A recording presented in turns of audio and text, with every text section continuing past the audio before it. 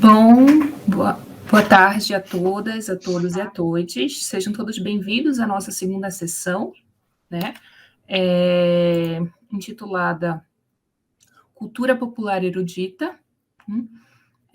Hoje nós contamos com a participação e apresentação dos investigadores Eduardo Ángel Cruz, Emanuel Michel Flores Sousa, Caterine Quinteiros e Marina Teles Gonçalves. Agradeço muito a todos pela participação, agradeço também aos ouvintes pela presença, e agora teremos uma apresentação de cerca de 20 a 30 minutos, e após, a cada duas apresentações, nós fazemos uma rodada de perguntas. Então, eu peço, por favor, que o público deixe as suas perguntas, os seus questionamentos ou comentários no chat, que a gente, posteriormente, né, a segunda e a quarta apresentação, nós leremos suas perguntas e elas serão respondidas pelos apresentadores. Bom, a primeira participação é do Eduardo Ángel Cruz, que é doutorando em estudos históricos pela Università degli Studi di Teramo, Itália, e em História pela Universidade Católica de Lovaina, Bélgica. É membro do Seminário História das Crenças e Práticas Religiosas em Nova Espanha, pela Universidade Nacional Autônoma de México, UNAM. É assistente de investigação no Centro de Investigação em Docência Econômicas e professor de História do México em la Universidade del Sureste. E hoje ele vai apresentar a comunicação Santidade Imperial, las empresas de canonización transatlánticas en la monarquía hispánica y sus fuentes, 1599-1671. Entonces, Eduardo, te paso la palabra. Gracias. Buenas tardes a todos. Antes que nada, quisiera comenzar extendiendo mi reconocimiento al Departamento de Historia de la Universidad de Sao Paulo y en especial mi agradecimiento a Gustavo Veloso por la invitación, claro, a Fernanda también por su amable presentación, ¿no? Voy a comenzar la presentación. Un segundo.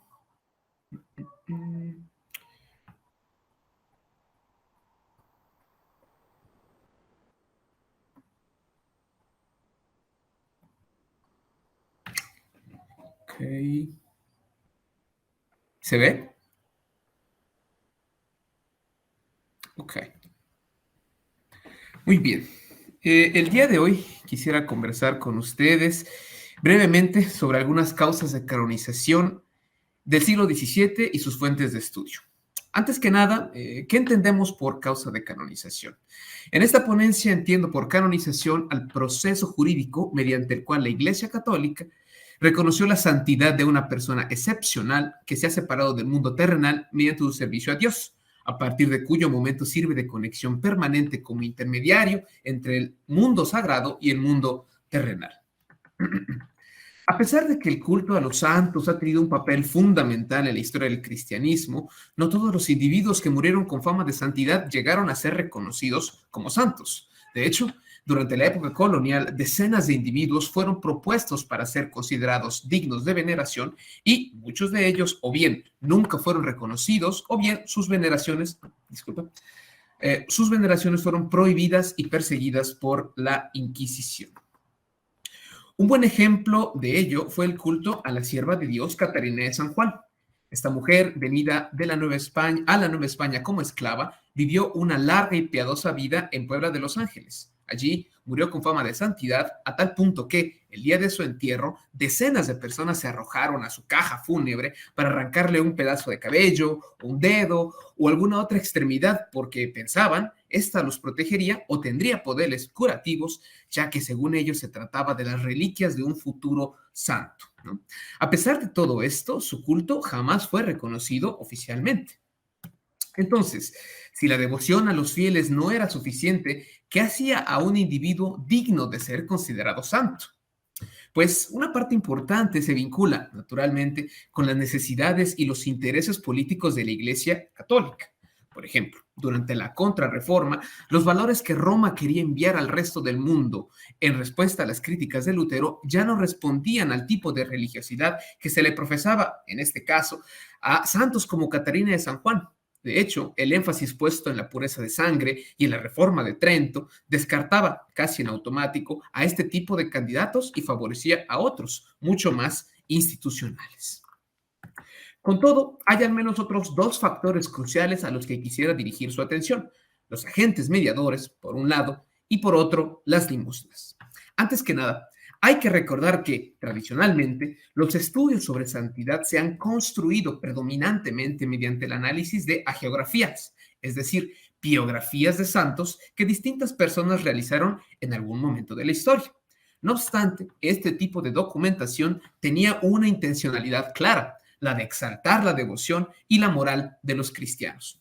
Si tomamos distancia de estas fuentes y las cotejamos con otras a través de, por ejemplo, el Archivo General de Indias, veremos fenómenos, creo yo, mucho más dinámicos.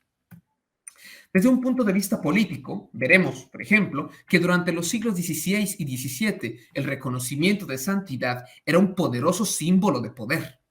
Aun cuando la mayoría desconocía el proceso jurídico detrás de la emisión de un dictamen de santidad, todos los fieles del mundo católico conocían sus repercusiones. Al fin y al cabo, estaban obligados a celebrar sus fiestas en el calendario litúrgico.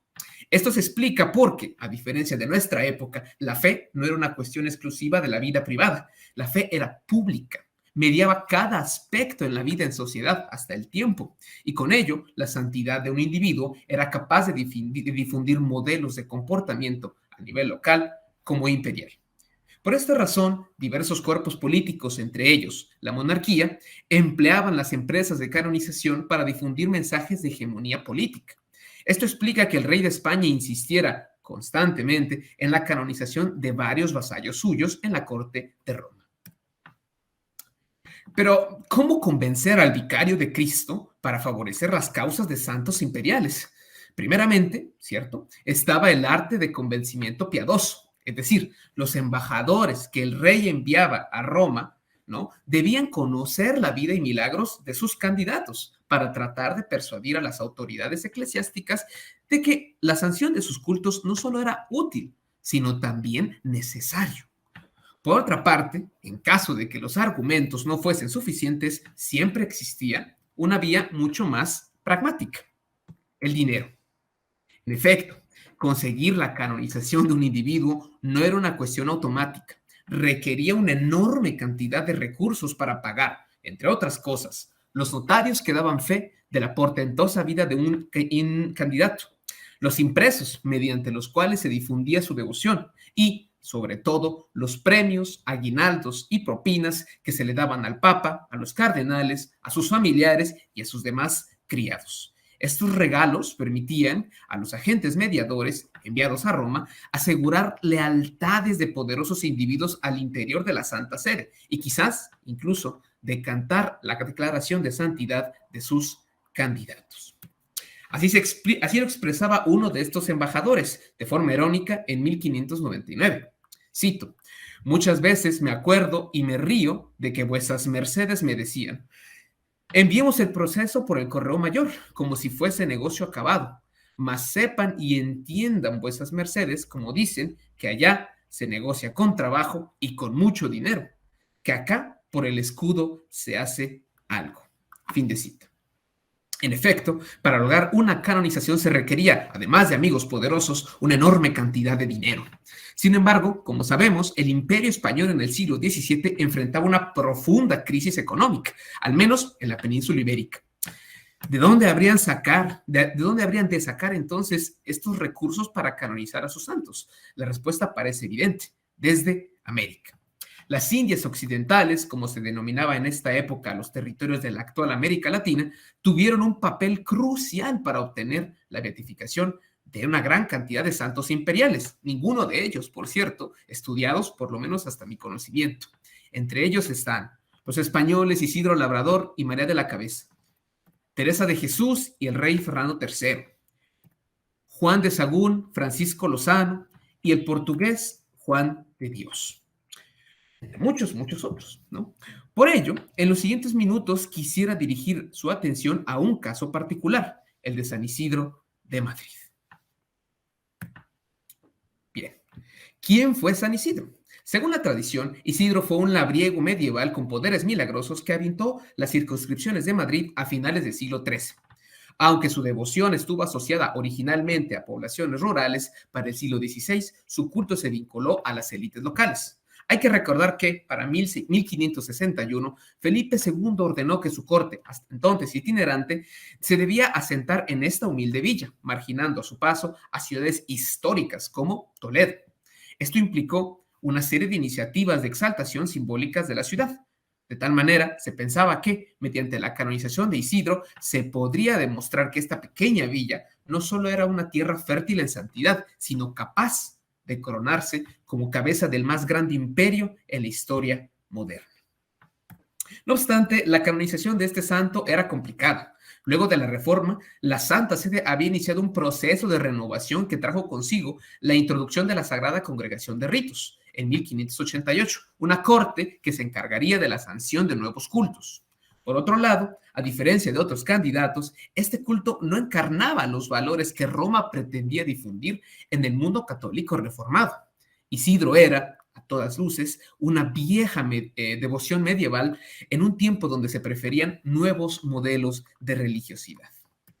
Por si fuera poco, Madrid estaba enfrentada diametralmente a los intereses del arzobispado de Toledo, autoridad encargada de autorizar las informaciones canónicas de su vida y milagros. Finalmente, el rey Felipe II no le profesaba una devoción personal al labrador, o por lo menos no al mismo nivel que a otros santos, como a Fray Diego de Alcalá, a quien estaba empeñado en canonizar.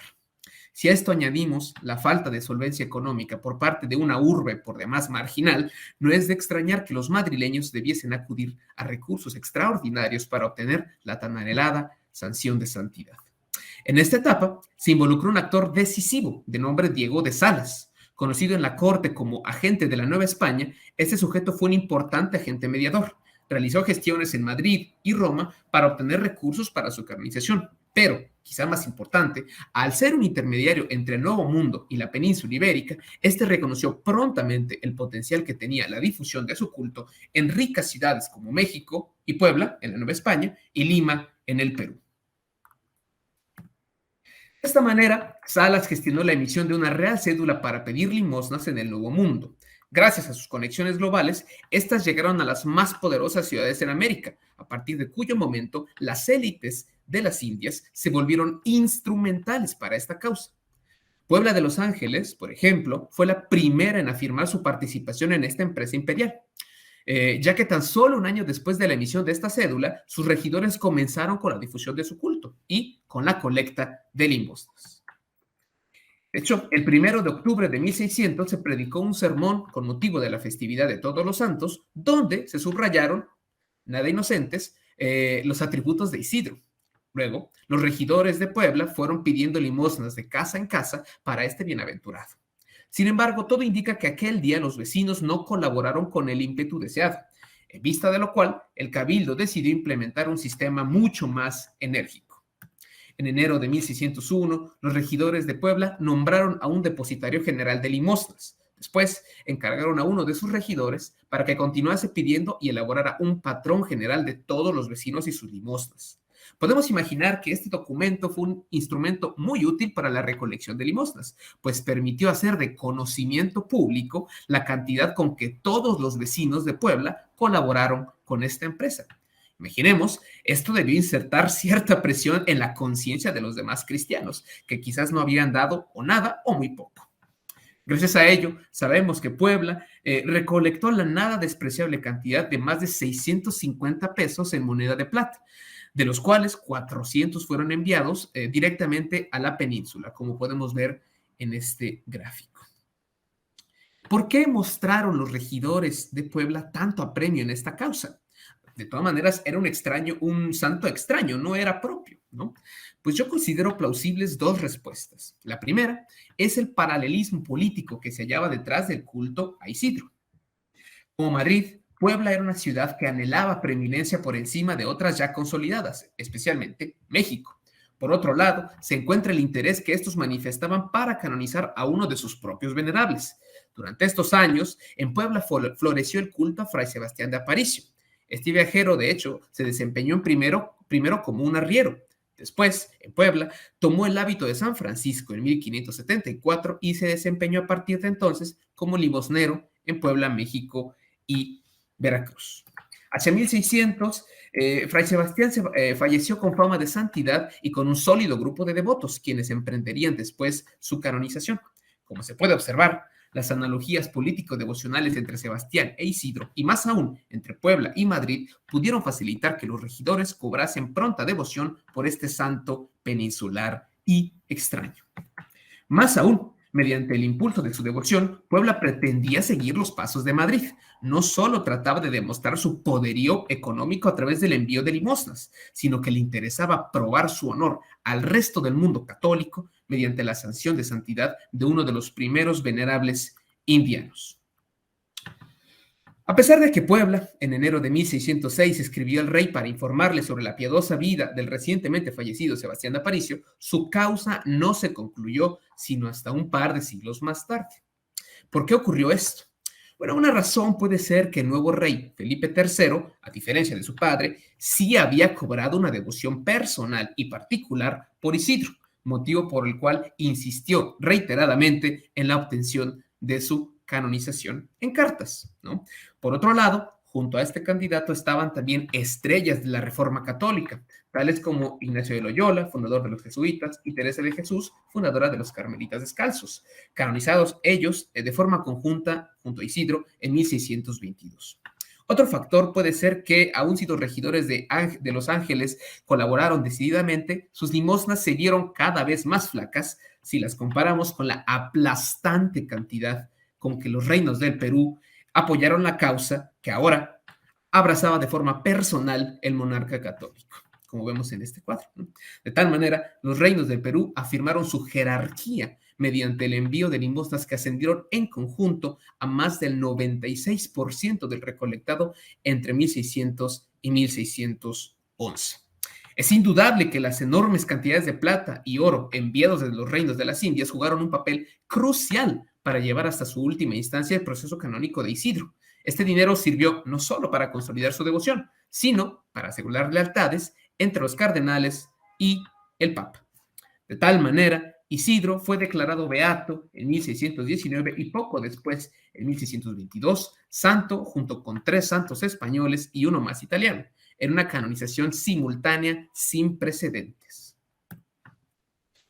Después de obtener el dictamen de Roma, los regidores de Madrid festejaron, hicieron unas fiestas en donde hicieron gala de su renovado poder económico, relatadas, por cierto, por el poeta Lope de Vega en 1622.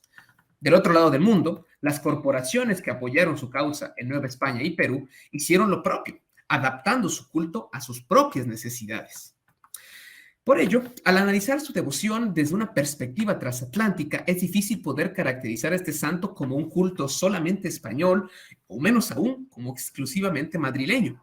Desde que su devoción fue impulsada en el Nuevo Mundo en búsqueda de limosnas, las élites indianas y las poblaciones originarias se encargaron de modificar simbólicamente su devoción y la dotaron de múltiples significados y transformaciones que continúan hoy en día. Perdón. Un segundo. Por ejemplo, me fue un poco el lío. Por ejemplo, ¿no? Esta es una foto que está, me parece, en los Andes, ¿sí? Sí, por ejemplo, en la región de los Andes se festeja anualmente su fiesta durante más de 58 días, desde marzo hasta mayo, adaptándolo para coincidir con su propio calendario agrícola.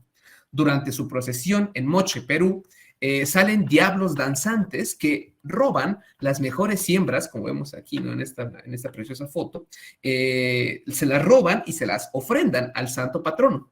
Después, en medio de arcos preciosos adornados con frutas de la región, entra este santo el día de su fiesta principal y se reparten estas siembras robadas entre la población, momento en el cual estos diablitos mueren, ¿no? Yo tengo un pequeño video, no sé si tenga tiempo de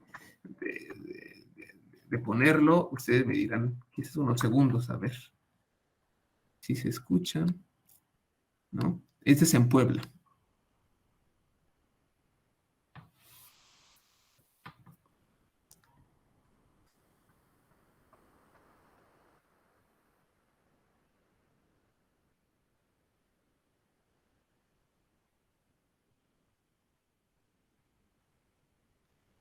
¿no? Con el torito.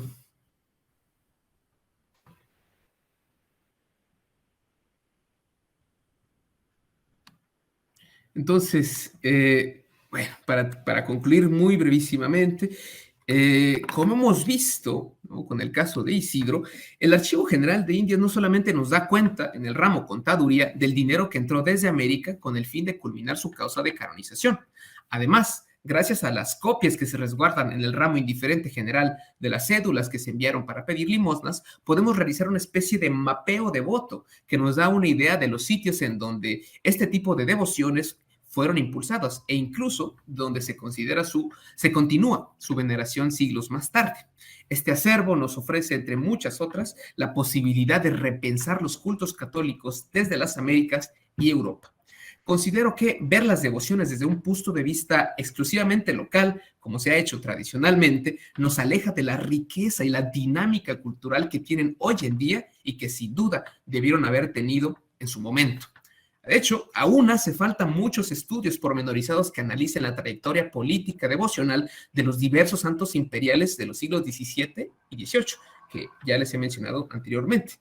Aunque ciertamente se requiere una mucho más amplia consulta en otros archivos, el Archivo de Indias es un gran punto de partida desde el cual podemos comenzar a desafiar las narrativas nacionalistas propuestas por estudios clásicos basados principalmente en geografías. Y con esto concluyo. Muchas gracias.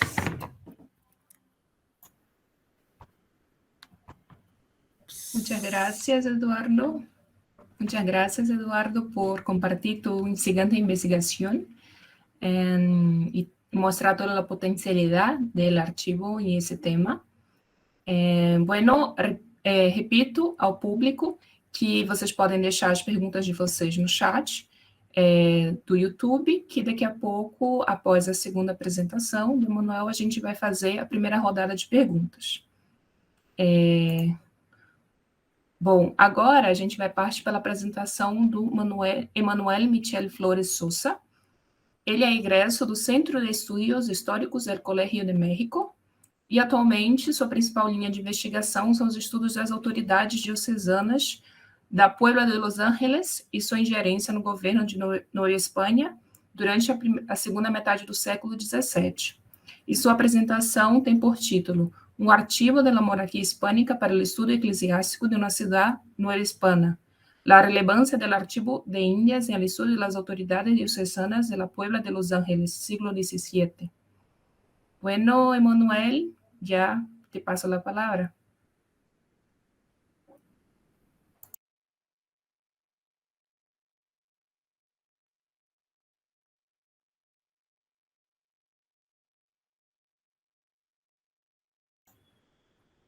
Emanuel.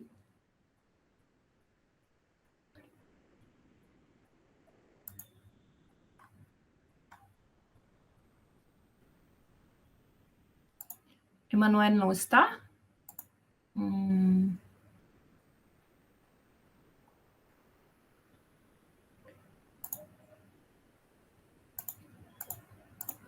Bueno, eu acho que ele caiu.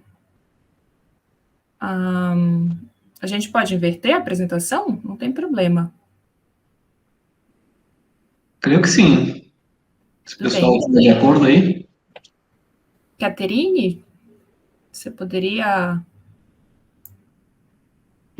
Sí, no hay problema. ¿Sí? Yo continúo, no hay problema. Sí, bueno, entonces presento-lhes Caterine Quintes Rivera, que cursa doutorado em História Moderna pela Universidade de Sevilha, é docente da Escola de História da Universidade Finisterrae, Chile, e suas linhas de investigação são História Social e Cultura da Igreja Católica na Época Moderna, Escravidão Negra, Indígena e Mestiçagens Culturais nos Contextos Urbanos do século XVII e XVIII.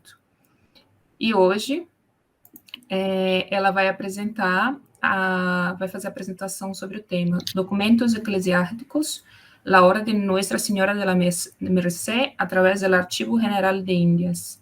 Muchas gracias, Caterine. Muchas gracias, Fernanda. Voy a pasar a compartir.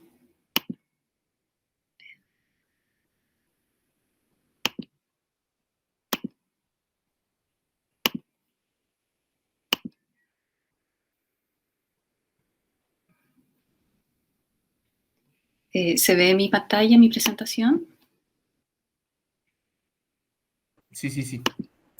Sí, muchas gracias. Tu pantalla sí, pero no todavía la presentación, ¿verdad? A ver, un segundo.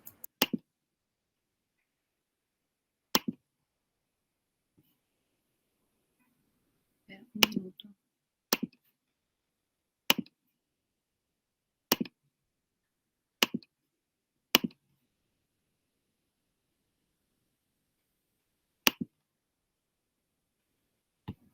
Perfecto. ¿Ahí se ve mi presentación? Sí, sí, sí. ¿Sí? ¿Ahí? ¿Se ve bien? Perfecto. Ya, muchas Sí, sí, gracias. sí.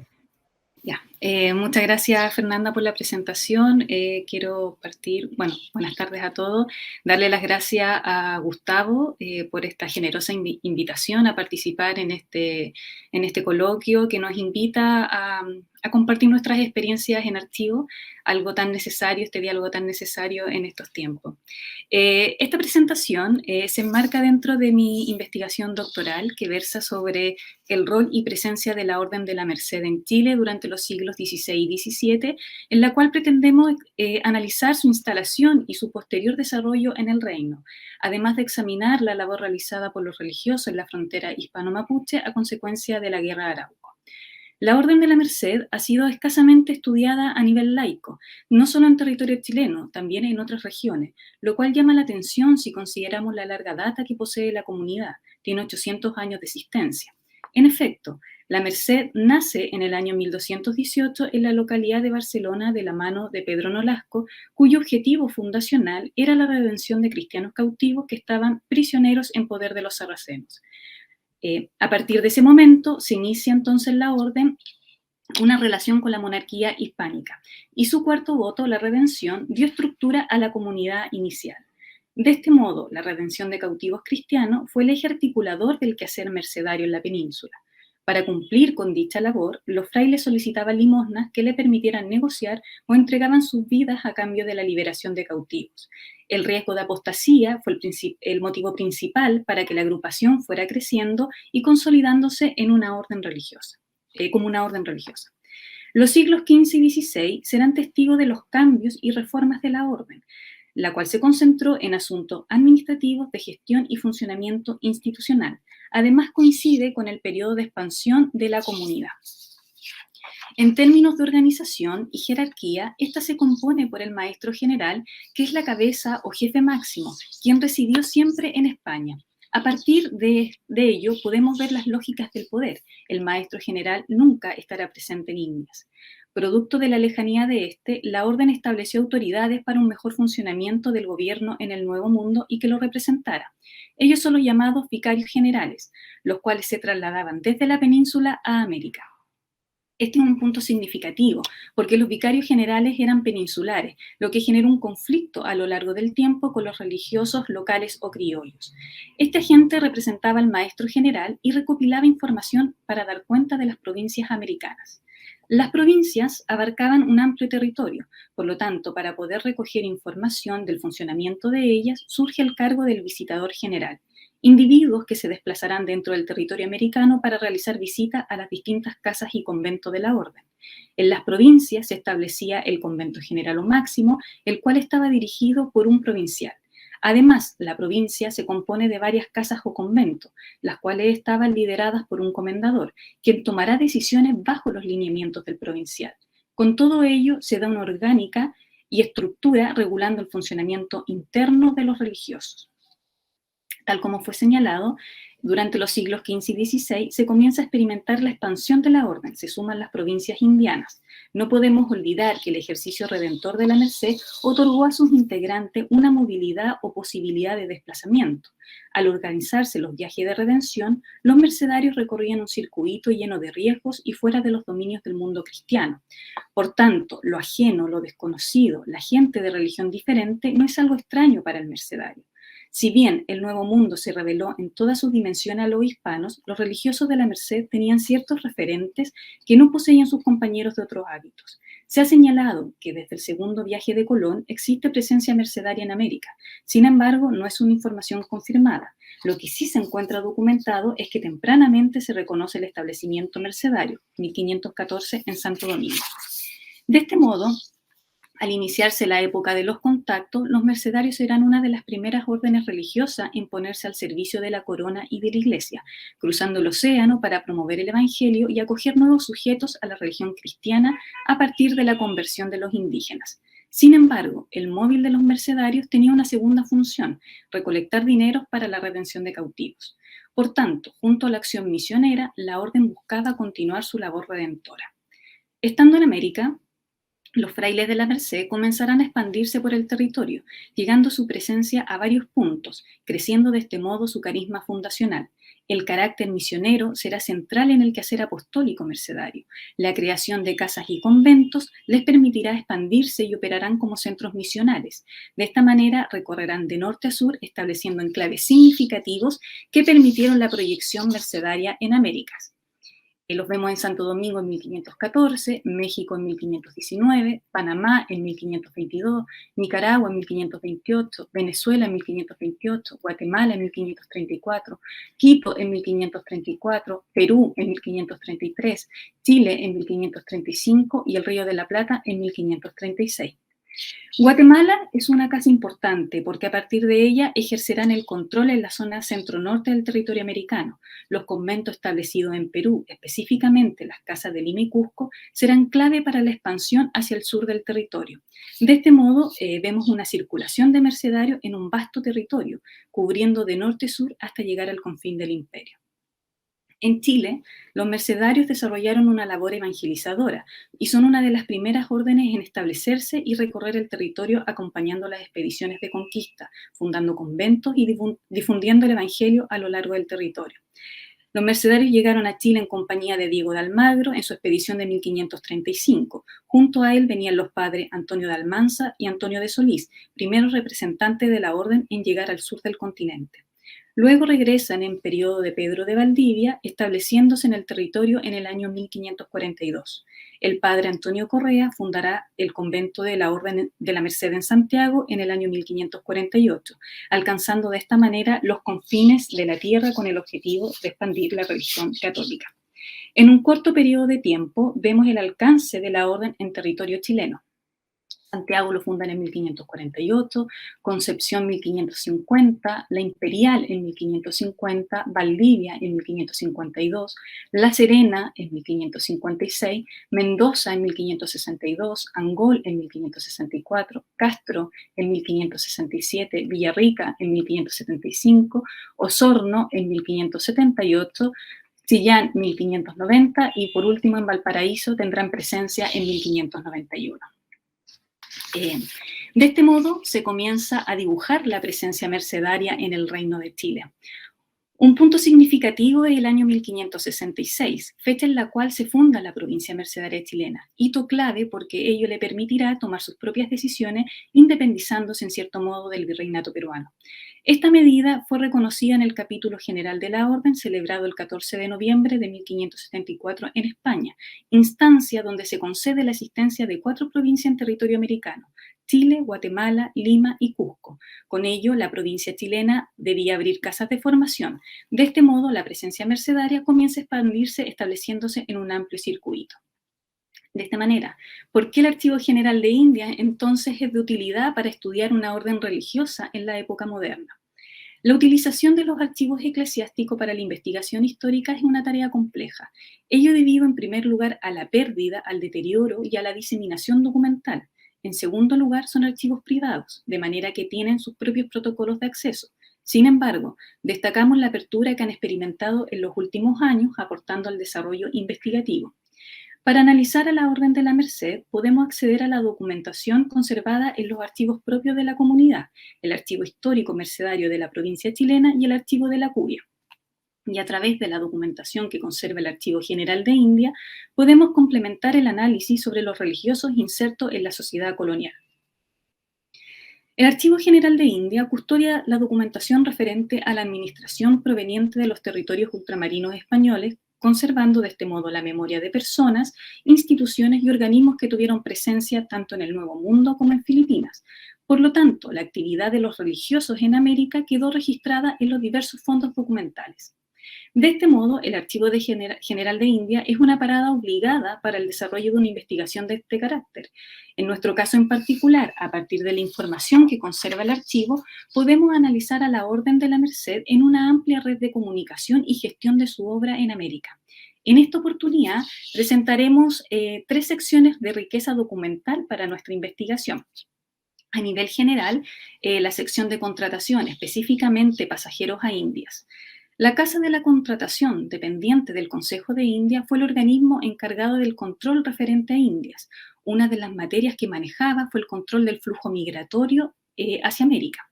De manera que se encargaba de otorgar licencia a los pasajeros que deseaban viajar al Nuevo Mundo y de examinar las licencias emitidas por el monarca. También se encargaba de la inspección de la documentación que aportaba el pasajero para dar cuenta que no pertenecía a los individuos que tenían prohibido el paso, entre ellos extranjeros, herejes, moros, judíos, conversos, entre otros. Además, fiscalizaba que los individuos cumplieran con los requerimientos necesarios para realizar el viaje, los motivos, la fianza, los fondos, entre otros elementos. Con el objetivo de predicar el Evangelio en nuevas tierras, los mercedarios cruzaron el océano. Para realizar su viaje debían contar con la aprobación del Consejo de India. Para ello, el comisario, quien se encargaba de reclutar a los religiosos que pasarían a América con autorización del provincial de la orden, redactaban una lista que contenía el nombre, la edad y el lugar al que pertenecía el religioso. Una vez conseguida la autorización del Consejo de Indias, esperaban en Sevilla las embarcaciones que los llevarían al Nuevo Mundo. Antes de iniciar el viaje, los religiosos, junto al comisario de la misión, se presentaban ante el presidente y jueces oficiales de la Casa de la Contratación en Sevilla, quienes elaboraban una segunda lista en la cual registraban las señas o marcas personales y las edades de toda la comitiva o de los religiosos que viajaban de forma individual, la cual era remitida a los oficiales reales en los puertos de Américas con el fin de corroborar la identidad del pasajero. Cumplidos estos requisitos, se despachaba la licencia de embarque. El viaje del religioso era financiado por la Real Hacienda. Se le cancelaba un socorro, se entregaban 7 reales de manutención y 2 reales para el sustento diario mientras esperaban embarcarse. Una vez iniciada la navegación, se les proveía de comida y ropa. Los que iban a Nueva España desembarcaban en el puerto de Veracruz, los destinados a América Central arribaban en Panamá o en Honduras, y los que iban dirigidos al Perú también desembarcaban en Panamá y desde ahí se embarcaban para ir al Callao. Desde estos lugares comienzan sus trayectos por tierra hasta llegar al lugar de destino. En este primer documento es una licencia otorgada por el monarca al padre Fray Alonso Redondo para pasar a Nueva España en compañía de 2 religiosos y un criado. Este segundo documento es la certificación del comendador del convento de la Orden de la Merced en Sevilla, que declara la edad y señas de la comitiva. Indica, abro comillas, Fray Alonso Redondo, de edad de 50 años, entrecano, que tiene un lunar blanco en la corona al lado izquierdo, y el padre maestro Fray Juan de Herrera, de 33 años, de buen cuerpo, tiene un lunar pequeño en la mano izquierda sobre la muñeca, y el padre Fray Francisco de la Puebla Redondo, de 33 o 34 años, mediano de cuerpo, una seña en el rostro junto a la oreja izquierda. Cierro comillas. Este tercer documento al que hacemos referencia pertenece a una licencia otorgada a Fray Luis de Vargas. Esta es una licencia de retorno presentada por el maestro Fray Luis de Vargas. El religioso presenta una licencia otorgada por el monarca para regresar a su casa conventual en Cusco y llevar consigo un compañero. Este cuarto documento que mostramos acá es la certificación del provincial de la Orden en la provincia de Andalucía, quien señala conocer, tener en conocimiento y en sus manos la licencia otorgada por el monarca a Fray Luis de Vargas para que realice su viaje. Y por último tenemos el traslado de la cédula emitida por el monarca para que Fray Luis de Vargas pueda pasar a Indias. Lo interesante de este último documento es que nos consigna la ruta que va a realizar el padre Vargas para llegar a su casa conventual y se indica que viaje por la vía de Santo Domingo. Por lo tanto, la documentación que conserva esta sección documental es fundamental para nuestra investigación en el sentido que nos permite analizar los circuitos y periplos que realizaron los mercedarios para llegar a sus casas de destino en América. Podemos conocer los datos personales de los religiosos, los lugares de origen, el trayecto realizado y el destino. Con esta información podemos analizar el volumen de mercedarios destinados al virreinato peruano y como consecuencia al Reino de Chile. Lugares de interés para el desarrollo de nuestra investigación. Si bien la información es parcial, no conoceremos el número exacto de religiosos trasladados a América, sí podemos ver tendencias y aproximarnos a estos individuos. A nivel regional, nos interesan las secciones de audiencia, específicamente la audiencia de Lima. El virreinato del Perú, con capital en Lima, se forma en 1542. Su jurisdicción comprendía todos los territorios de América del Sur, lo que se mantuvo hasta el siglo XVIII. El virrey era la máxima autoridad, asumía cargos de gobernador en asuntos administrativos, de capitán general, vicepatrono de la iglesia, presidente de la audiencia, superintendente de Hacienda y protector de los indios. En la audiencia de Lima converge información relativa a la administración, al gobierno eclesiástico, a la hacienda, a la justicia, al cabildo, entre otras materias. Por lo tanto, esta sección nos permite conocer las discusiones que llegaron al virreinato sobre la situación del Reino de Chile y su conflicto bélico. En este sentido, podemos aproximarnos a la documentación enviada por los mercedarios a las diversas autoridades presentes en el virreinato, al virrey, al arzobispo, a los provinciales, entre otros individuos. Al mismo tiempo, el virreinato oficia como centro de acopio documental que será remitido a la metrópoli. Además, nos permite conocer la situación de la evangelización, de las visitas generales y de los vicarios pertenecientes a la orden mercedaria. Este documento, el que presento, es una relación de las provincias y de los conventos fundados en el Reino del Perú en 1612. Este documento al que hacemos referencia nos permite conocer los distintos conventos que tuvo la orden en la jurisdicción del sur del continente, Perú, Chile y Tucumán. Para la provincia chilena, que es lo que se está referenciando en la lámina, son en total 63 religiosos que se encuentran operando en el lugar. Esta información resulta de especial interés, puesto que nos permite aproximarnos al número del personal de la provincia que se encuentra en territorio chileno luego del alzamiento general de 1598. El documento se circunscribe en el año 1612, años complejos en los cuales el temor a la insurrección era latente. Y sin embargo, los mercedarios siguen manteniendo los conventos en zona de guerra, Concepción y Castro específicamente. Si bien el número del personal en aquellos lugares es escaso, mantuvieron su presencia a pesar de las dificultades.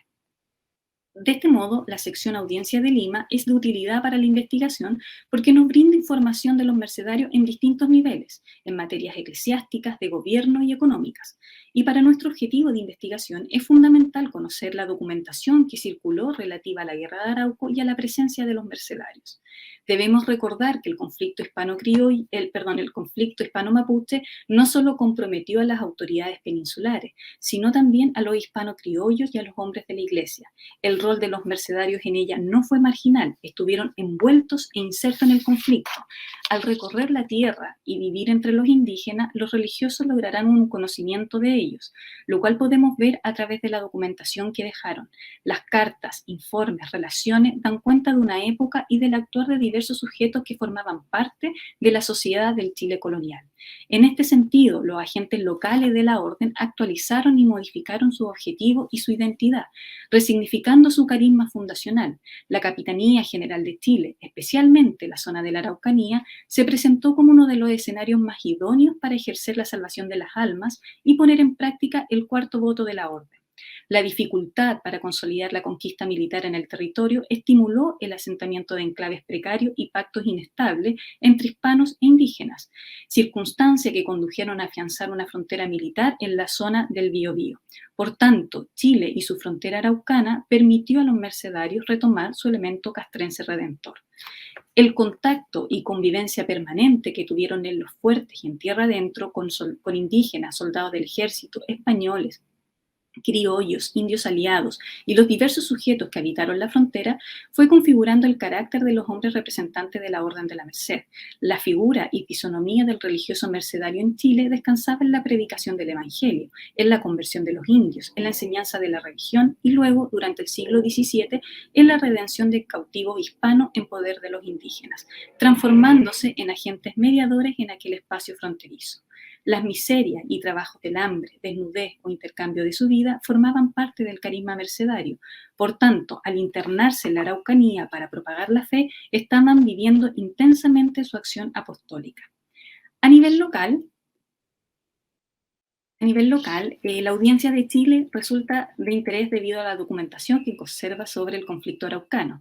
Los expedientes conservados en esta sección nos permiten aproximarnos al rol y acción que tuvieron los mercedarios en las diversas discusiones de la época, entre ellas el rol en la Guerra de Arauco, la evangelización, la situación de los conventos, entre otros. Ejemplo de ello es el documento que muestro, el caso del padre Fray Juan Laso de la Vega.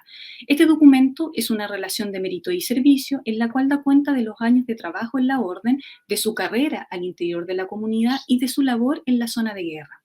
Los escritos de mérito y servicio fueron realizados tanto por religiosos como civiles, cuyo objetivo era buscar un premio de parte de la corona por los trabajos padecidos en la conquista. Este tipo de documento es común durante el siglo XVII y muchos sujetos se arrojaron a la escritura para conseguir algún tipo de beneficio. Por tanto, es un documento que tiene un objetivo claro y una intencionalidad. Uno de los pasajes destacados del relato en relación a los servicios es al señalar que, abro comillas, salió a campeadas y batallas arriesgando su vida, cierro comillas, utilizando como ejercicio retórico la idea del riesgo, de los padecimientos en la guerra para obtener un premio. Del mismo modo, al agregar la siguiente frase, abro comillas, arrojándome a confesar a los heridos entre las mismas armas, cierro comillas, refuerza la idea del arrojo y valentía de los sujetos en un escenario convulsionado e inhóspito, y de paso, refuerza la idea de servir a ambas majestades, a la corona y a la religión. También se desprende de su frase, abro comillas, Dios fue servido librarme mirando mi buen celo, cierro comillas, la idea de la salvación de un hombre cristiano que cumple con su deber con ambas estructuras o majestades. Este tipo de documentación nos invita a reflexionar sobre el accionar de los mercedarios en una frontera donde la experiencia y habilidades diplomáticas serán fundamentales para insertarse en las dinámicas de la guerra y del poder. Muchas gracias. Vamos passar para a nossa segunda parte da discussão. Emanuel, ¿estás? Sí, bueno, primero que nada una disculpa porque de repente quise empezar a compartir la pantalla y se congeló, entonces tuve que cerrar y bueno, esperemos que esta vez no pase esta situación, pero de antemano una disculpa. No es problema, no te preocupes. Bueno, ¿quieres que te presente? Bueno, no creo que sea necesario, sí, ya lograste, ya me habías presentado, entonces pues para aprovechar mejor el tiempo y no alargar esta situación, pues muy buenas tardes a todos. Mi nombre es Emanuel Michel Flores Sosa y pues en primer lugar quiero agradecer tanto a los organizadores de este coloquio como en lo personal a Gustavo por la invitación que me brinda a este espacio con el fin de presentar parte de los resultados de mi tesis doctoral en el Colegio de México y que en gran medida se logró gracias a los documentos que se lograron recabar en el Archivo General de Indias. Y no solo eso, sino que también me permitió crear una base de información que a posteriori me va a permitir continuar con estas investigaciones, más allá del obispo Manuel Fernández Santa Cruz, sino que ahora me interesa también abarcar la cuestión de la catedral. Bueno, sin mayores pausas, procedo a leer mi ponencia. Un archivo de la monarquía hispánica para el estudio eclesiástico de una ciudad novohispana. La relevancia del Archivo General de Indias en el estudio de las autoridades diocesanas de la Puebla de Los Ángeles, siglo XVII. Entre los años de 2017 y 2020 se llevó a cabo la investigación y redacción de la tesis Un dechado del príncipe eclesiástico, Puebla de Los Ángeles durante la gestión del obispo Manuel Fernández de Santa Cruz, con la cual obtuvimos el grado de doctor. La tesis tenía por objetivo general estudiar el grado de intervención del obispo Manuel Fernández de Santa Cruz en el quehacer diario de los vecinos de la ciudad de Puebla, desde su arribo a la diócesis hasta su fallecimiento. En este sentido, me interesó conocer cuáles fueron las principales áreas de intervención del prelado, así como los diferentes institutos sujetos al clero diocesano que igualmente tuvieron una participación relevante en dicho régimen, sea la Cabildo Catedral, los conventos femeninos, los hospitales y los colegios. De la misma manera, me interesó conocer cuáles fueron los principales grupos sociales que se beneficiaron de dicho régimen, así como del alcance de las redes clientelares. De la misma manera, me interesó estudiar la intervención del prelado Santa Cruz en las problemáticas que aquejaron a la Puebla de Los Ángeles y su diócesis. En este sentido, mi trabajo también se interesó en el análisis de algunos casos en los que intervino don Manuel, en específico, las situaciones de crisis acaecidas en la década de 1690, periodo complejo y convulso lleno de tensiones sociales y políticas en Nueva España. En este sentido, con la finalidad de dar un buen sustento documental a esta investigación, nos vimos en la necesidad de realizar una consulta exhaustiva en diferentes archivos. Es importante mencionar que el principal obstáculo con el que nos encontramos fue que los principales acervos para el estudio de las instituciones eclesiásticas poblanas, el archivo de la catedral y el diocesano, no se encuentran abiertos a la consulta. Pese a estas circunstancias muy particulares de la ciudad de Puebla, para nuestra buena fortuna existen otros archivos igualmente relevantes que nos permitieron conocer a fondo las circunstancias sociales, materiales, económicas, políticas y culturales de la Puebla de Los Ángeles, así como del papel que jugaron el obispo Fernández de Santa Cruz y el Cabildo Catedral Angelopolitano en el último cuarto del siglo XVII. Entre ellos se encuentra el Archivo General de Indias, localizado en la ciudad de Sevilla, España, el cual custodia los fondos producidos por las instituciones creadas por la monarquía española para el gobierno y administración de los territorios ultramarinos españoles, a decir, el Consejo de Indias, las Secretarías de Despacho, Casa de la Contratación y los consulados de Sevilla y Cádiz. En este sentido, la relevancia que posee el Archivo General de Indias es la cuantiosa cantidad de información que aporta respecto al gobierno y administración de la monarquía española en los reinos americanos, tanto en el ámbito de la esfera secular como de la eclesiástica. Noticias acerca de la forma de proceder de las autoridades locales, las razones que los motivaron a actuar de tal manera y de los efectos que tales medidas tuvieron entre la población en general, de los conflictos que se podían generar entre las mencionadas figuras de autoridad con sectores sociales o corporaciones, su impacto social, o bien las denuncias y querellas que todos estos actores políticos remitían a las máximas autoridades de la monarquía y de las determinaciones y sentencias que éstas despachaban respecto a tales conflictos, son algunos ejemplos de información que aportan los documentos resguardados en el Archivo General de Indias.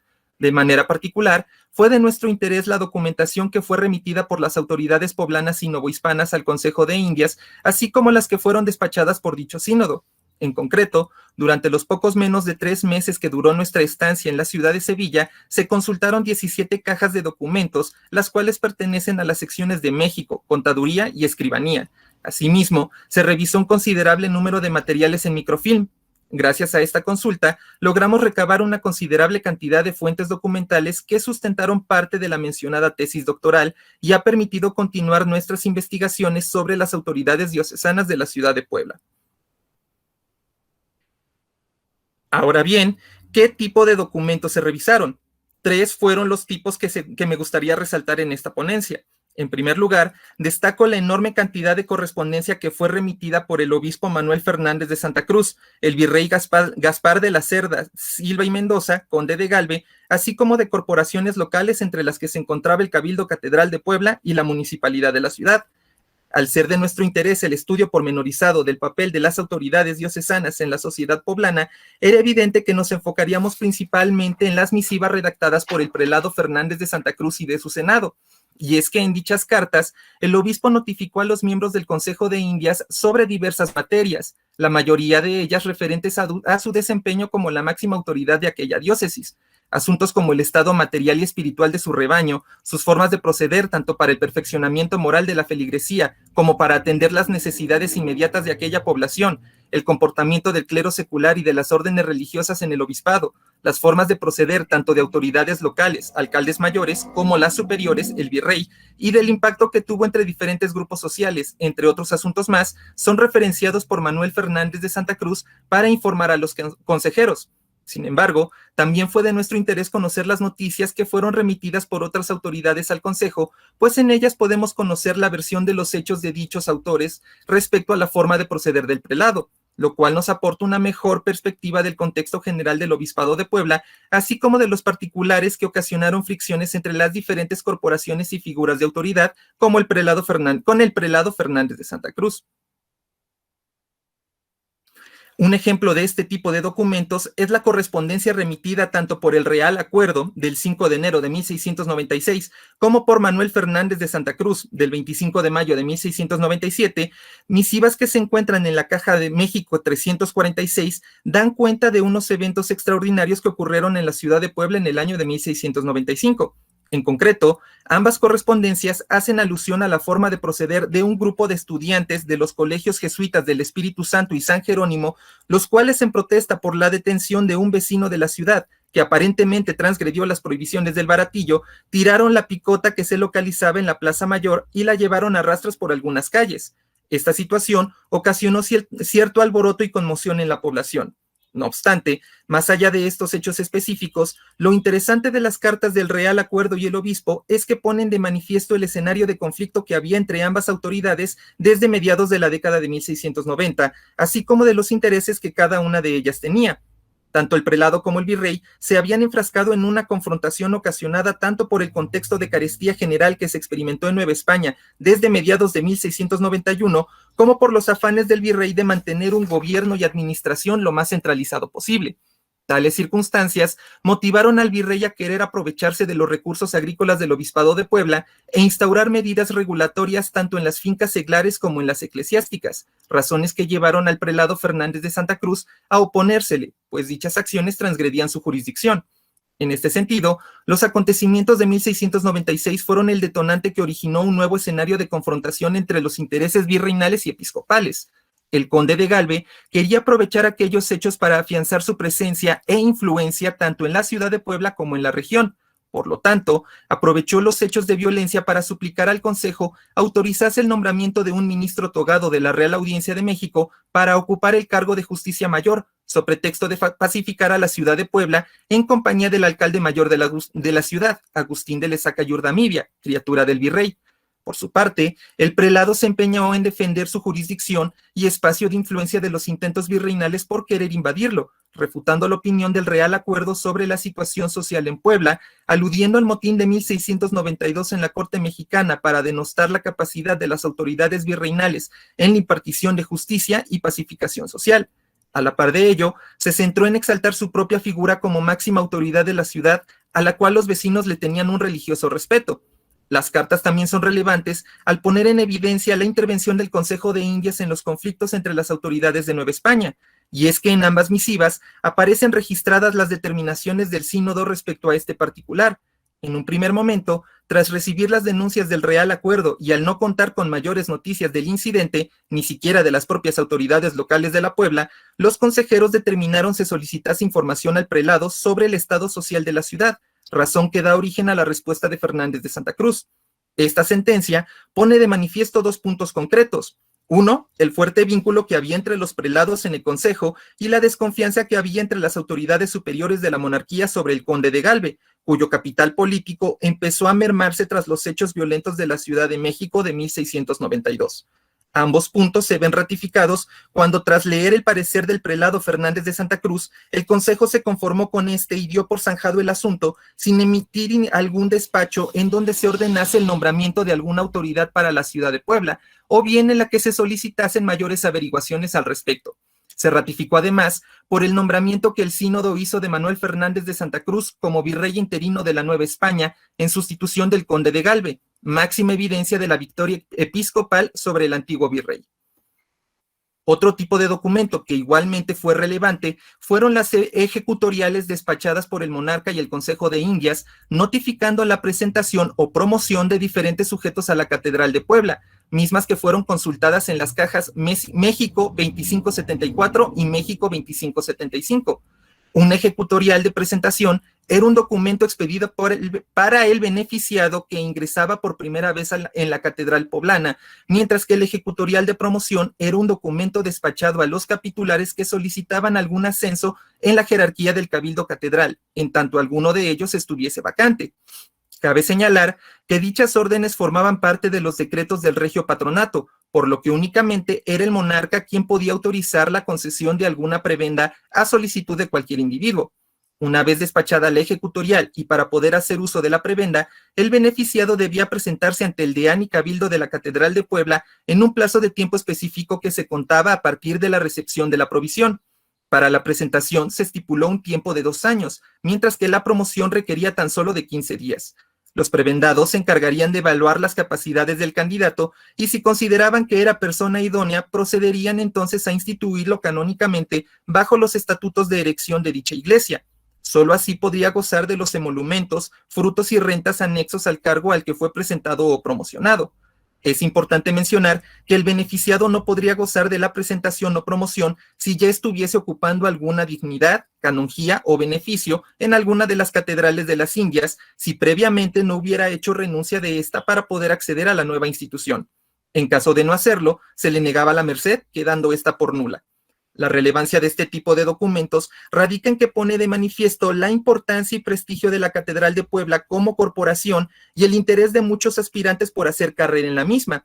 Prueba de ello es el considerable número de ejecutoriales que localizamos para la temporalidad de 1676 a 1699, el cual llegó a la cantidad de 98 documentos, 43 fueron presentaciones y 55 promociones.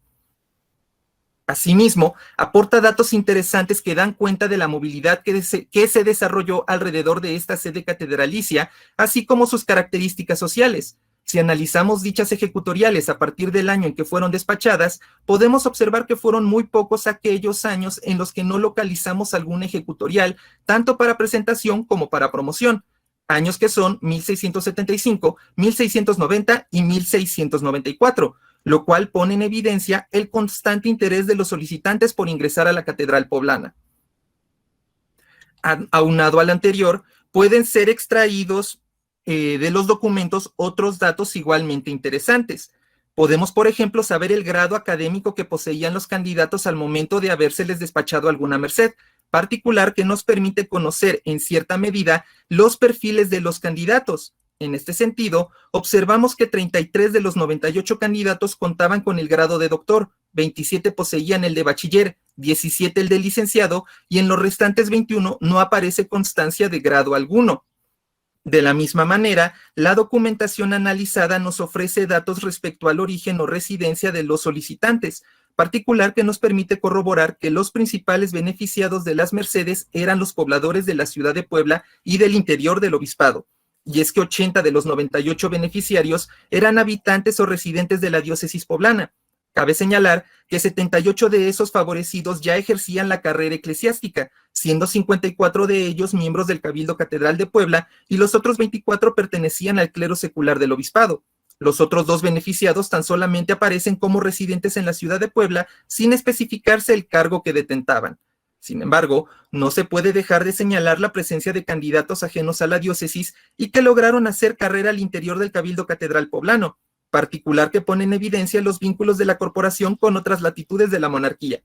En concreto, en el periodo que va de 1676 a 1699, podemos observar que hubo un total de 12 individuos que provenían de otros lugares y que obtuvieron alguna prebenda en Puebla. En concreto, 5 de ellos arribaron de otras diócesis novohispanas como Valladolid, Guadalajara o México, 5 más provenían de la Corte de Madrid y 2 más de alguna ciudad de los reinos americanos como Santa Fe y Arequipa.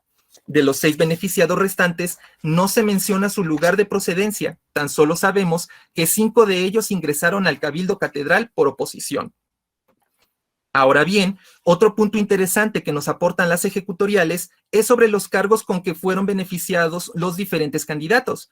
En este sentido, podemos observar que las prebendas que más se mercedaron fueron las raciones y medias raciones con 28 y 29 ejecutoriales respectivamente. A estas siguen las dignidades que fueron concedidas a 17 candidatos, 8 a la tesorería, 5 a la maestrescolía, 2 al arcedianato, 1 al deanato y 1 a la chantría.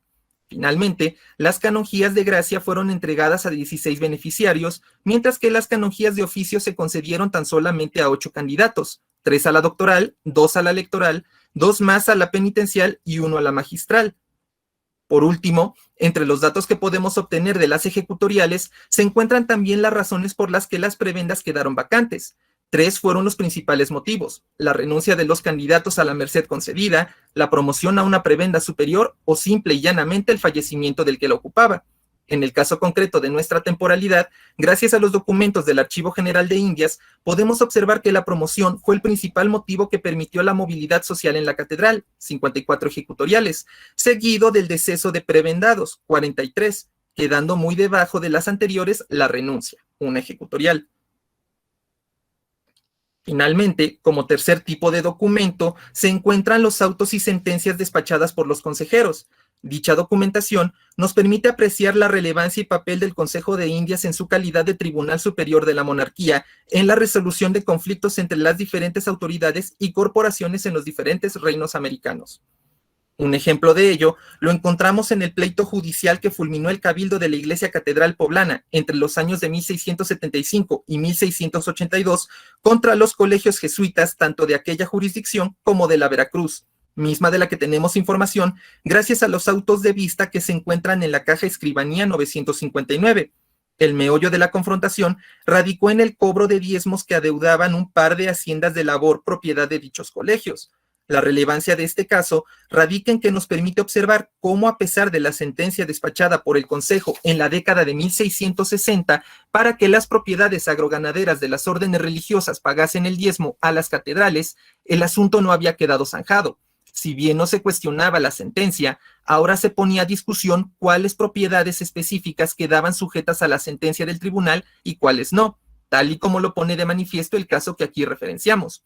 Por un lado, la Catedral de Puebla, representada por Juan Pérez de Aler, fiscal de Su Majestad en dicho consejo, solicitaba que todas las haciendas de labor que pertenecían a las órdenes religiosas pagasen el diezmo sin excepción alguna. Eso incluía las haciendas La Alfonsina, localizada en la jurisdicción de Puebla, y la de Tecajete, en Veracruz, ambas propiedad de los padres de la Compañía de Jesús. Mientras tanto, los jesuitas representados por Francisco Bermejo, su procurador en Madrid, solicitaban a los consejeros denegase la petición de la catedral respecto a las mencionadas propiedades, pues éstas habían quedado fuera de la sentencia real al ser haciendas de tipo dotal, noval y de cría de ganados. Respecto a este caso en particular, el Consejo de Indias despachó 3 sentencias. La primera de ellas data del año de 1675. Con base en los argumentos dados por ambas partes, los consejeros sentenciaron que, pese a la solicitud de los colegios jesuitas, se despachase y ejecutase por los jueces ejecutores de las órdenes y sentencias reales el cobro de diezmos que las mencionadas haciendas le estaban debiendo a la Iglesia Catedral de Puebla. Respecto a la declaración sobre las haciendas dotales, novales y de cría de ganado, los consejeros ordenaron se diese traslado a la parte de la catedral para que pudiese presentar prueba y parecer. Cabe señalar que dicha sentencia fue ratificada en el auto de revista realizado por el Consejo el día 28 de noviembre de 1675. Pasaron 2 años más para que los consejeros dictasen sentencia respecto al segundo punto. Con base en las peticiones y posturas de los litigantes, el Consejo declaró el 10 de noviembre de 1677 que ni los predios novales ni los de cría de ganado estaban dentro de la carta ejecutoria despachada en el año de 1662. Por lo tanto, sentenciaron que se ejecutara dicha carta siguiendo estas particulares excepciones. No obstante, los capitulares no se conformaron con el dictamen del Consejo y continuaron con la querella. Si bien en los testimonios con los que contamos no aparece referenciado el nombre del obispo Fernández de Santa Cruz, obispo de la Puebla desde aquel año de 1677, no descartamos la posibilidad de que hubiese participado en favor de su cabildo, esto tomando en consideración la relevancia de la materia por la que se litigaba, el cobro de diezmos. Todo parece indicar que el enfrentamiento en tribunales duró varios años, pues la siguiente noticia que tenemos data de 1682, año en que se realizó un nuevo auto de vista. Para esas fechas se incorporaba en el litigio la Iglesia Metropolitana de México para apoyar a la Iglesia Catedral Poblana, evidencia de los lazos forjados entre las catedrales novohispanas. Ambas fueron representadas ahora por el procurador Juan Álvarez Prado, fiscal del Consejo. Por su parte, los colegios jesuitas de la Nueva España se presentaban en conjunto para hacer frente a la Iglesia diocesana, todos ellos representados por su procurador Bernardo de Vinegra. Pues bien, en el auto de vista del 9 de marzo de dicho año, las catedrales solicitaron la nulidad de todos los autos sentenciados correspondientes a la petición de los colegios jesuitas para que se declarasen exentos de diezmos las haciendas novales y de cría de ganado.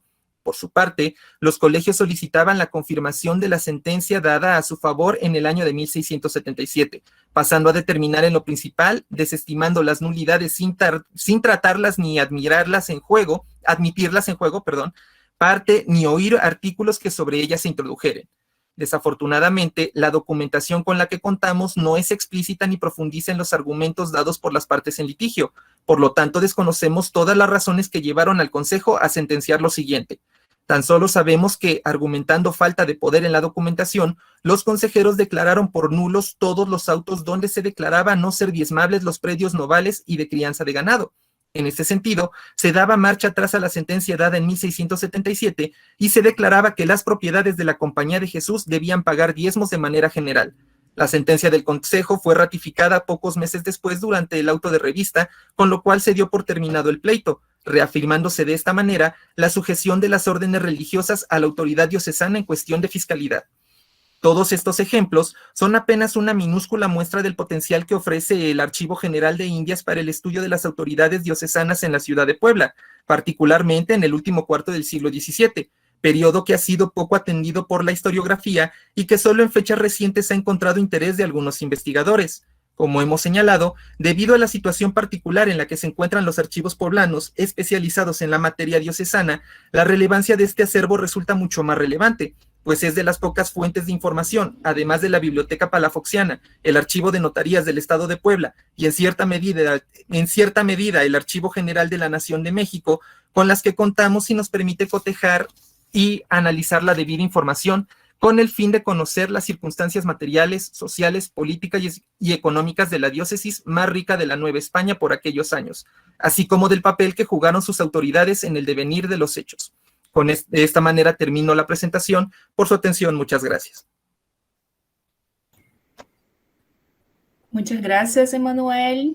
Es muy interesante cómo es compartido ese sentimiento de casi una dependencia de estos archivos metropolitanos en relación a la historia de la Iglesia en varias partes de América, ¿no?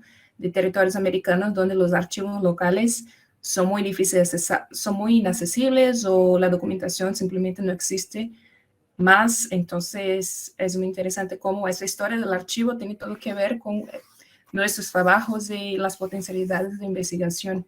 Muy bien.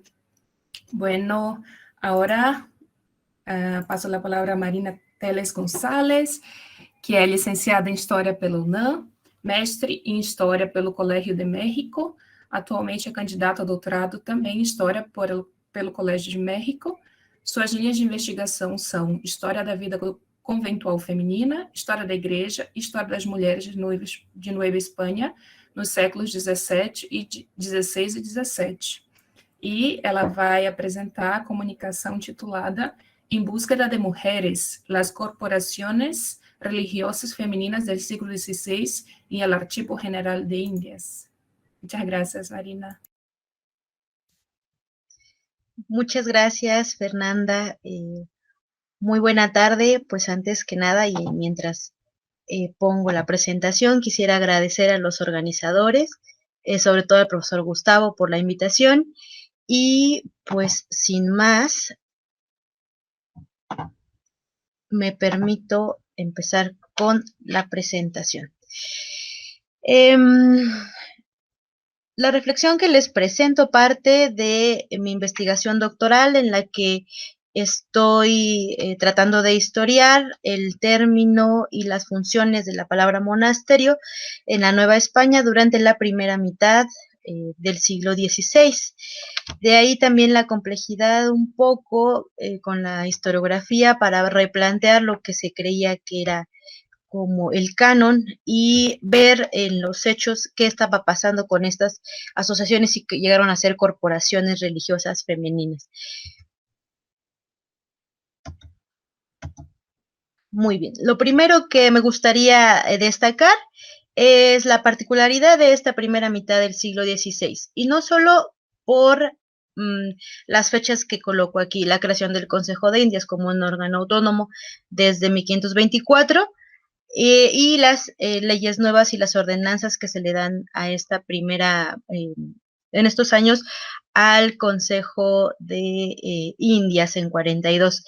En primer lugar, porque quiero destacar el hecho de que mientras se está llevando a cabo la expansión y la conquista de nuevos territorios totalmente desconocidos, como lo decían Boris en la mañana, se van creando a partir de las narraciones, al mismo tiempo también se está tratando de llevar un orden en los papeles y en la información que se va recabando. el Consejo de Indias como instancia eje en las políticas implementadas por la corona y sobre todo destacar que tanto el ramo civil como el eclesiástico se encuentra también manejado por ellos. Las leyes nuevas, ¿por qué las destaco aquí? No solo por la fecha de publicación y por todo lo que desató en los reinos del Perú, como la historiografía nos ha venido diciendo, sino también porque les da a las audiencias un papel intermedio en la resolución de conflictos. Después de 1442, las audiencias van a resolver los problemas locales más inmediatos que no son tan amenazadores para la corona o que no tienen una relevancia mayor, que se pueden despachar rápido. Entonces, como este órgano intermedio en el que se van a quedar muchos de los pleitos posteriores de las corporaciones femeninas, antes de 42, los problemas de las mujeres y de las corporaciones sí están llegando al Consejo y están dejando huellas en el Archivo General de Indias. Muy bien. Ahora, las corporaciones femeninas y las necesidades inmediatas de algunas mujeres en los virreinatos. ¿Qué es lo que yo he logrado ver al acercarme a esta primera mitad del siglo XVI? Buscando a las mujeres que se asocian o que se reúnen en casas con un fin totalmente humanitario. Primero destaco, como les mencionaba, que son años de definición, tanto de definición administrativa como de definición de qué se va a hacer, cómo se está haciendo los procesos y la consolidación de los colonos en los nuevos territorios. Por lo tanto, también debo destacar una indefinición en el proceso de fundación de estas corporaciones particulares. No hay unos pasos ya establecidos que se van a dar hasta finales del siglo, sino que se actúa conforme las circunstancias van propiciando la necesidad de legitimar ciertas corporaciones. Y estas corporaciones de la primera mitad del siglo tienen múltiples funciones que intentan dar una salida a ciertos problemas que he identificado en 4 rubros. Primero, una orfandad femenina, ya sea por muerte, porque mueran los padres o uno de ellos, o también por una pérdida de encomienda.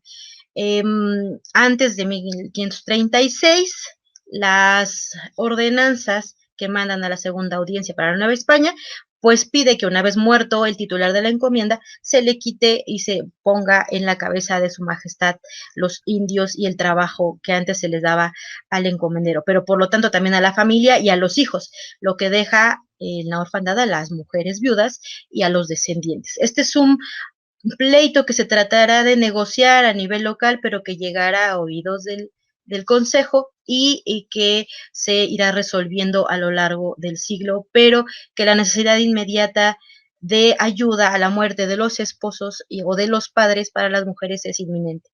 El segundo problema que he identificado es el abandono de hijos e hijas por parte de muchos de los colonos, ya sean peninsulares o de los mismos hijos de las primeras relaciones de peninsulares con Indias. Hay un problema creciente de los llamados mestizos, quien no tiene quien responda por ellas, y en particular se atiende con algunos colegios, con algunas obras pías a los hijos, pero a las hijas queda un poco más difuso la ayuda que se les pueda prestar. El tercer problema sería la viudez, y esta viudez no solo de mujeres peninsulares que han llegado a reunirse con sus esposos, primeros colonos o conquistadores, sino también la viudez de indias que se integran rápidamente a las formas administrativas ya de occidentales y que detentan pues ser esposas de un peninsular, pero a la muerte de este pues quedan viudas y sin saber cómo moverse o la inmediatez de sobrevivir también.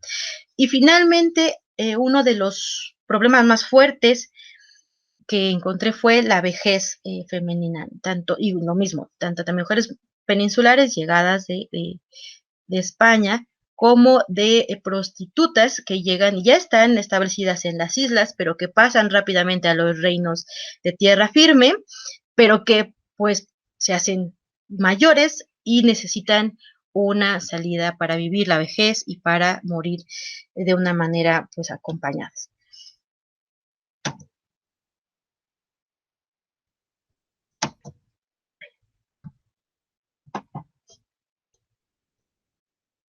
Se quedó parada mi presentación. Listo ya. Perfecto. ¿Por qué insisto en que un monasterio es una corporación femenina? Primero, destaco algunos rasgos rápidamente. Tiene unos documentos fundantes.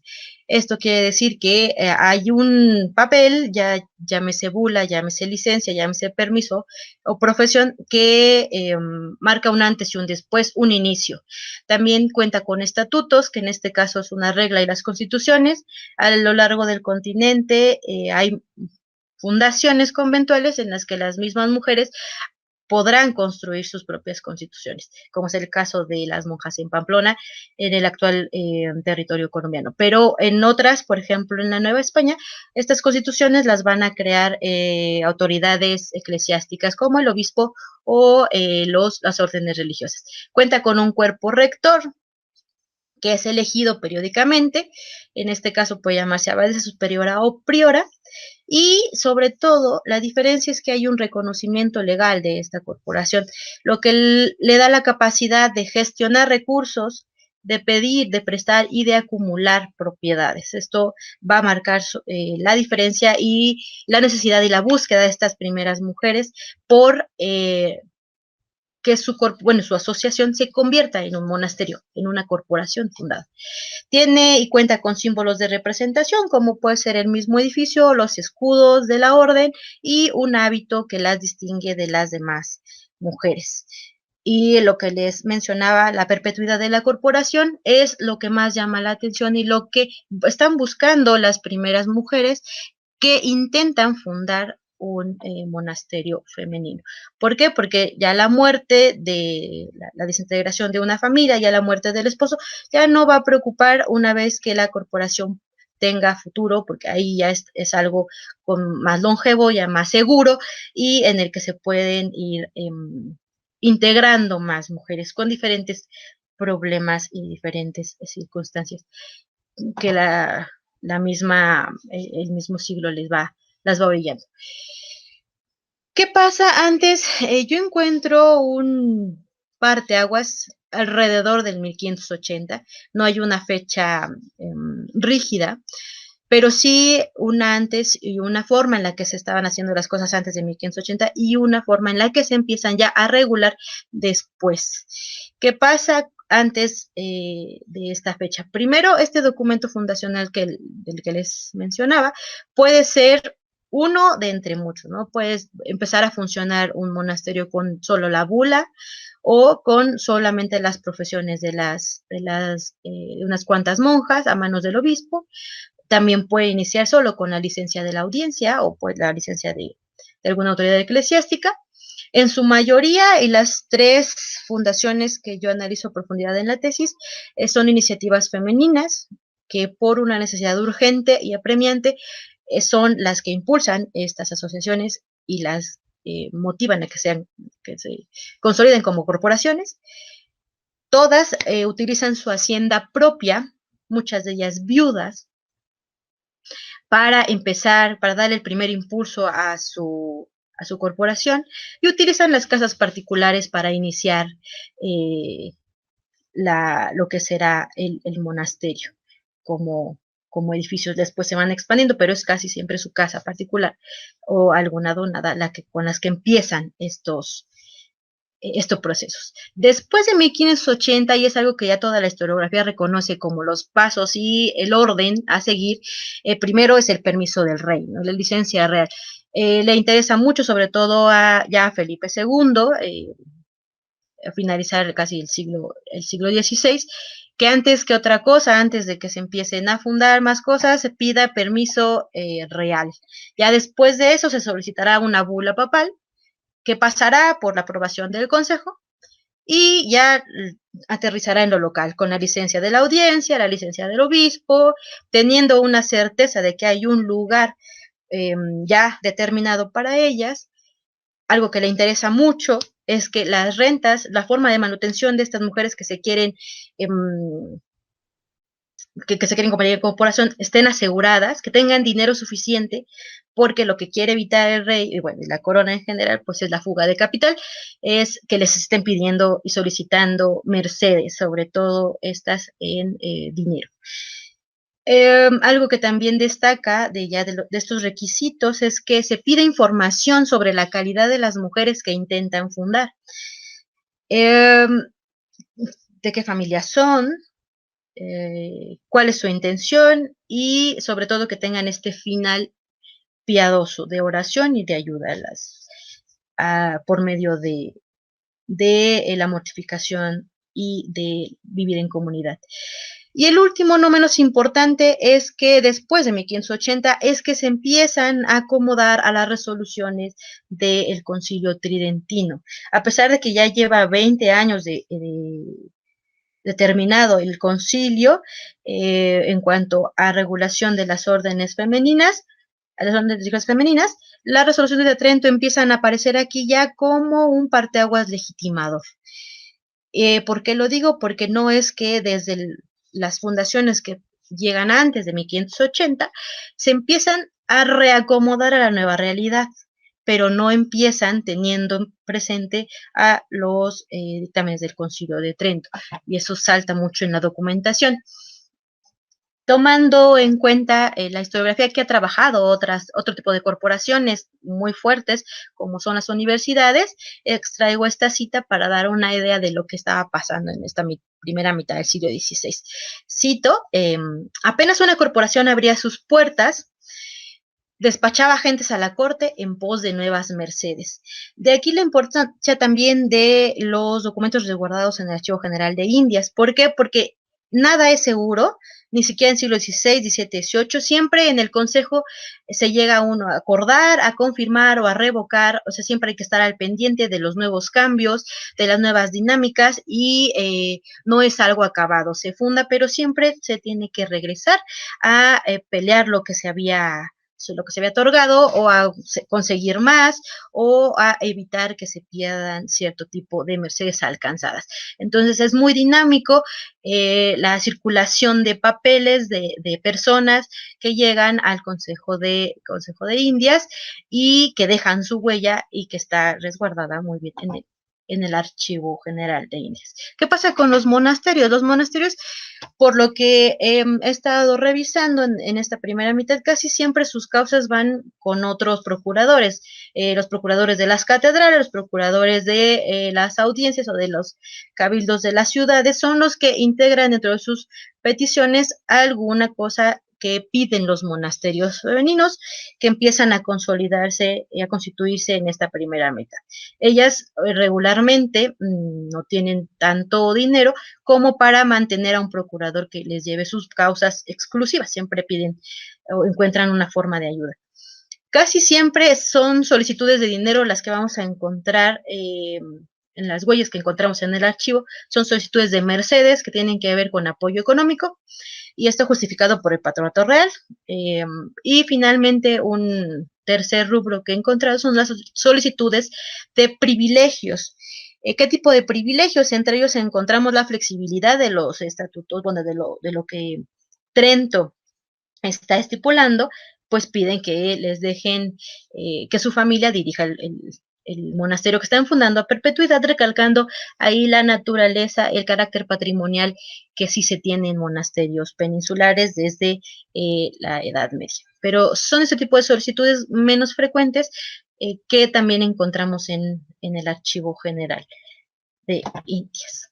¿Qué tipo de documentos yo utilicé de la AGI para construir esta historia de las primeras corporaciones femeninas y de su proceso de legitimación? Son tres principalmente: cartas, solicitudes de mercedes e informaciones.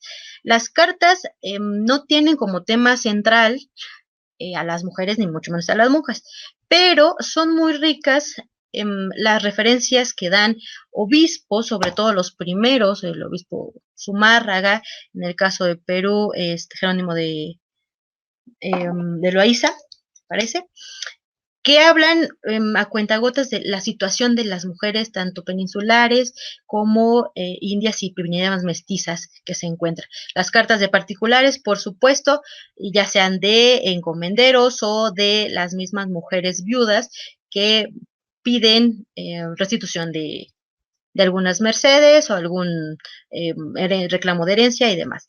Y las cartas de las audiencias que igualmente informan sobre un cúmulo de temas diversos. Las solicitudes de mercedes son interesantes porque ahí encontramos cartas de mujeres o de un convento particular, lo que nos hace, por un lado, destacar el testimonio de las voces de ellas directamente. Muchas de ellas sí las escriben las abadesas o las prioras. En otras ocasiones también necesitan de algún escribano o notario, pero casi siempre ahí podemos encontrar cartas autógrafas y cartas, la voz directa de estas mujeres solicitando algún tipo de privilegio o de mercedes.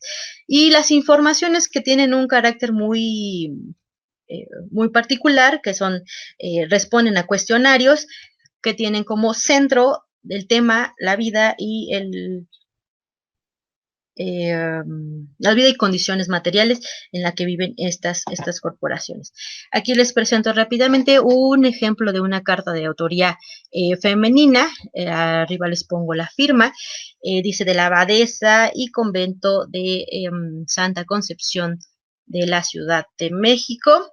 Y en esta carta se está pidiendo dinero para ampliar el lugar en el que se reciben a las diferentes mujeres que quieren ingresar, porque ha crecido la solicitud a mediados ya de 1552.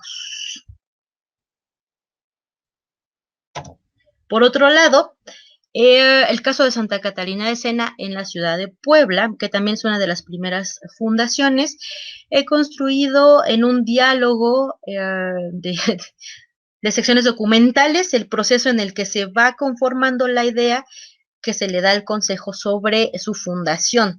Si se fijan en las fechas, son muy distantes, que es un proceso al que yo denomino, aparte, el proceso de legitimación de estas corporaciones, es un proceso que tiene sus tiempos, que no corresponden o no responden inmediatamente a las necesidades de las mujeres que los están fundando. Las primeras informaciones que se ofrecen y que se envían al consejo son de 1566, y las últimas que se vuelven a solicitar, como si hubiera sido borrón o cuenta nueva, se perdió, se traspapeló, o simplemente ya no se tenía, se requería de información nueva y actualizada. Las últimas van de 1586, más de 20 años después. Este tipo de documentación nos hablan de un proceso que ya tiene que ver con la corporación, pero dentro de ese proceso, lo que a mí me interesaba destacar, o me interesa destacar en la tesis, es justamente cómo es un proceso aparte de las vidas de estas mujeres que están fundando y que están necesitando ayuda inmediata, que corre independientemente. O sea, las mujeres necesitan ayuda inmediata, están fundando, se están organizando, y el proceso legal de legitimación es posterior.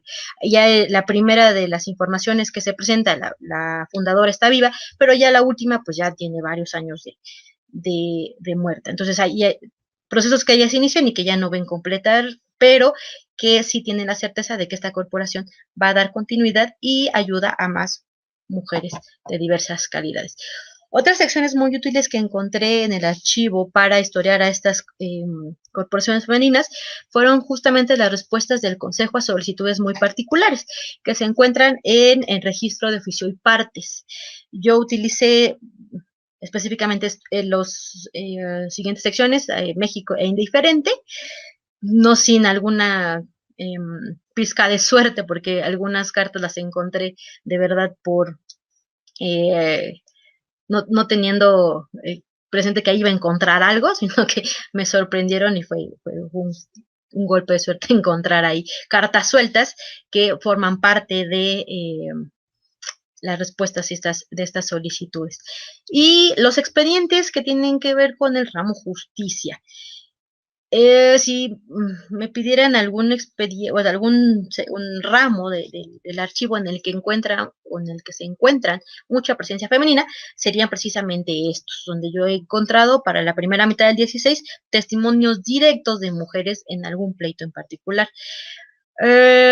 Cito aquí a dos, uno para la Nueva España y otro para la Ciudad de los Reyes, pero es interesante cómo estos grandes expedientes de pleitos incorporan mucha experiencia femenina entre sus legajos. Algunas dificultades que me gustaría destacar para el trabajo de los documentos del archivo de la primera mitad del 16, sin obviar las dificultades que todos conocemos, que es la letra, la cantidad de abreviaturas y la forma y a veces el papel que se trasluce, pero que lo único por lo que hago énfasis en esto es precisamente por la cuestión que se dedica en tiempo. Como investigador siempre necesitamos tener un aproximado de cuánto nos vamos a tardar revisando tal o cual legajo. Y es muy aventurado decir que aunque tenga una experiencia ya leyendo letra del 16 local, siempre va a aparecer algún conflicto que necesite dedicar más tiempo para poder acceder al contenido de los documentos y aprovecharlos al máximo. La otra pequeña dificultad serían las abreviaturas, tanto latinas como castellanas. Ya les explicaré en la siguiente diapositiva por qué lo resalto. Y en tercer lugar, el estado físico de los documentos. Gran parte de los legajos que yo pedía en el Archivo General de Indias, muchas veces ya no estaban disponibles por una cuestión de materialidad.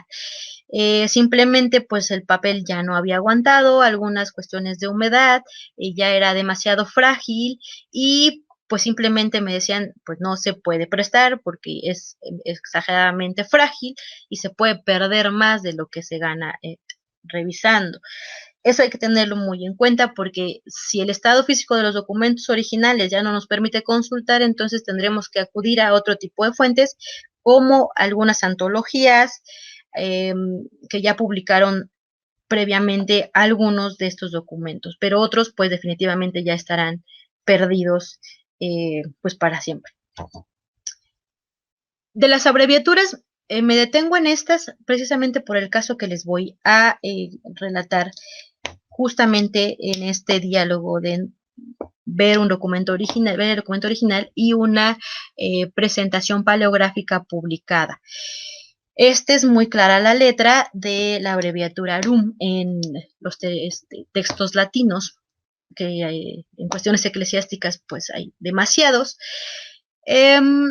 y que esta misma abreviatura con otro tipo de pluma puede convertirse en un problema de lectura y de paleografía, pero que pues con el ojo educado y con la constancia podemos superar, pero siempre tener presente que en durante todo el antiguo régimen, pero en cuestiones eclesiásticas, la cuestión de la traducción del latín y la paleografía de textos latinos ha de ser muy cuidadosa. Finalmente, el ejemplo con el que quería cerrar es justamente una variante, por no decir un desliz paleográfico que ha provocado una interpretación particular del proceso de la conformación de corporaciones femeninas. Como podemos ver aquí en esta publicación de 2005, en esta antología documental, se lee en la versión ya paleografiada lo siguiente: una domus monialium convertitarum alias de las vírgenes nunc pata ordinis fratrum minorum, que una traducción que la misma compilación da, quiere decir, bueno, que está hablando de la construcción de una casa, porque están pidiendo permiso para, bueno, la licencia para fundar una casa de mujeres convertidas, también llamadas, y la versión paleográfica dice, de las vírgenes de la Orden de Frailes Menores. Pero ahora bien, si yo confío en esta paleografía, sin revisar, en este caso está disponible el documento original, veo que hay una omisión y un cambio en justamente una de las frases más importantes, una de las letras, de las palabras más importantes, pues en el original no dice de las vírgenes, sino de las recogidas. Esto a nivel ya interpretativo, y la historiografía lo ha defendido demasiado, no es lo mismo hablar de mujeres vírgenes que de mujeres recogidas. ¿Por qué? Porque se limita mucho y deja de lado algunos problemas como los que les mencionaba de las prostitutas que buscan apoyo en la vejez, que sí cabrían en el término de las recogidas, pero no en el de las vírgenes. Entonces, confiar también en una paleografía y en una publicación, hay que irse con cuidado, es lo único que yo recomendaría. Siempre que se pueda, pues tener presente que los documentos originales no son insustituibles. Y finalmente, y con esto cierro, ¿qué se puede saber de las corporaciones femeninas en los papeles de la AGI? Bueno, principalmente, y para lo que a mí me ha servido muchísimo, es para ver y ir hilando sus redes. Las redes con las que cuentan estas mujeres, algunas, y algunas no, que les permite hacer un proceso o consolidar un proceso de legitimación frente al Consejo de Indias y frente a la corona. También estos papeles leídos minuciosamente reflejan cómo se negocia cada fundación con la corona, que no es menor el proceso, no solo en tiempo, sino también porque se ve con qué argumentos se están discutiendo y con qué argumentos se están apelando a unos privilegios y derechos en diferentes lugares de los incipientes reinos en Indias. Es una cuestión de legitimidad, devela demasiado los tiempos y la tardanza en la que todas estas corporaciones se van construyendo y consolidando, y la multiplicidad de actores en el proceso. Son, me parece, las dos grandes aportaciones que el Archivo General de Indias me da para reconstruir, más allá de lo local, la forma en la que estas mujeres articulan, utilizan y crean una forma para consolidar sus intereses. Muchas gracias.